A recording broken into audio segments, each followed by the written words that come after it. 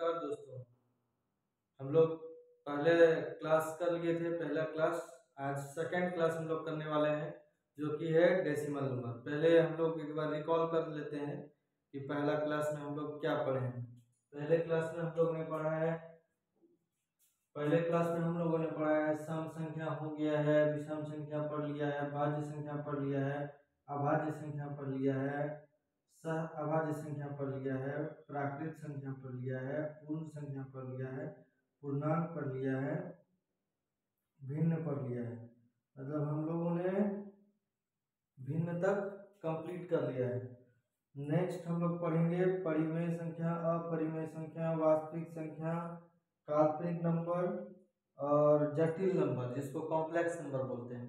ठीक है, तो हम लोग परिमेय संख्या अपरिमेय संख्या पढ़ेंगे। वो आता है डेसिमल नंबर में, दशमलव संख्या में डेसिमल नंबर में ये हम लोग पढ़ेंगे। ठीक है, तो डेसिमल नंबर क्या होता है? डेसिमल नंबर होता है कि हम लोग कोई भी संख्या लिखते हैं,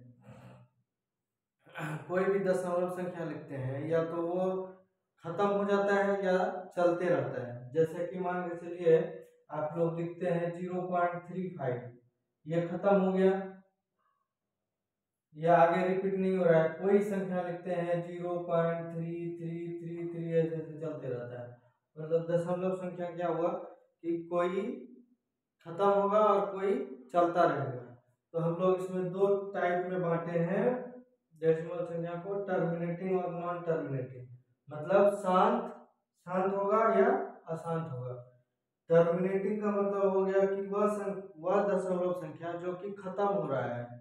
जैसे कि देख लीजिए 0.56, 56 के बाद कुछ नहीं है, मतलब 0.56 मतलब हो गया कि ये 6 के बाद खत्म हो गया, तो ये शांत है। शांत मतलब जो जिसका टर्मिनेट हो जाए, जो कहीं ना कहीं खत्म हो रहा है, उसे टर्मिनेटिंग डेसिमल बोलते हैं। जैसे 1/2 है, 1/2 को हम लोग दशमलव में लिखना चाहें तो 0.5 लिख सकते हैं, 0.5 लिख सकते हैं। इसका मतलब क्या हुआ? 1/2 भी क्या है?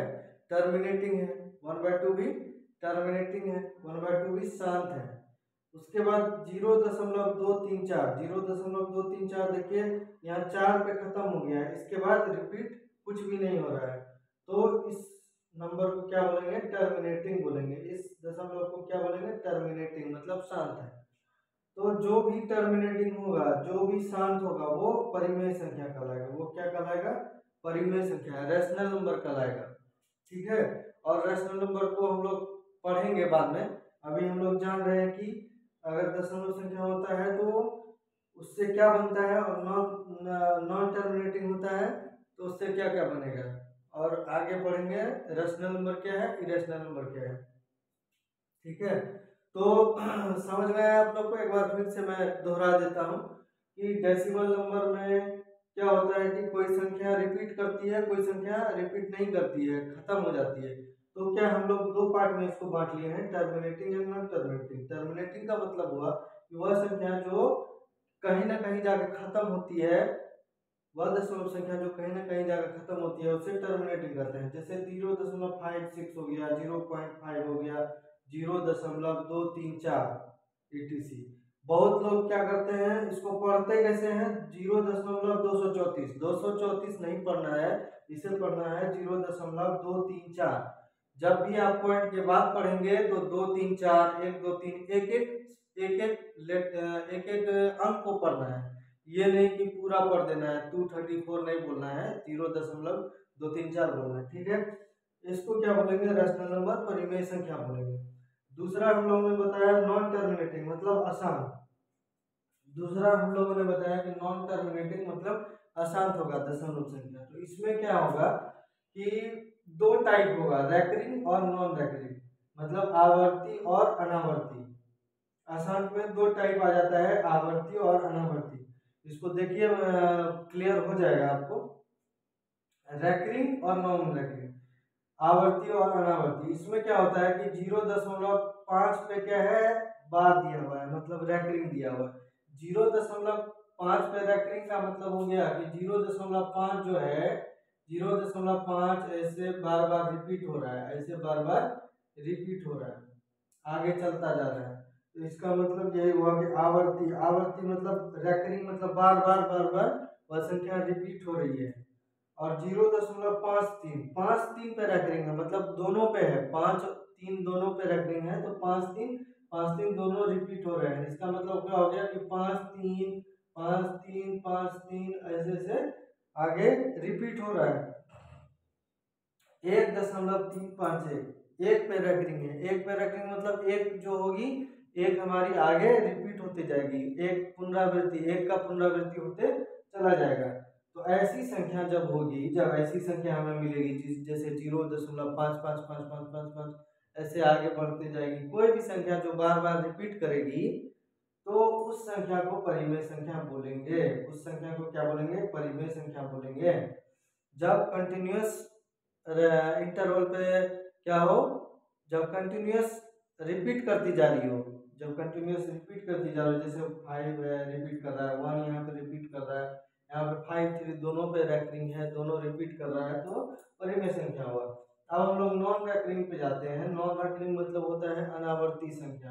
अनावर्ती संख्या जो रेगुलर इंटरवल पे, रेगुलर जो टर्मिनेट नहीं कर रही है, रेगुलर जो रिपीट नहीं कर रही है, रेगुलर जो रिपीट नहीं कर रही है। रिपीट का मतलब क्या होता है कि यहाँ पे देखिए, यहाँ पे 0.3547 3547 है और डैश डैश है, मतलब और भी कोई संख्या होगी, और भी कोई संख्या हो सकती है।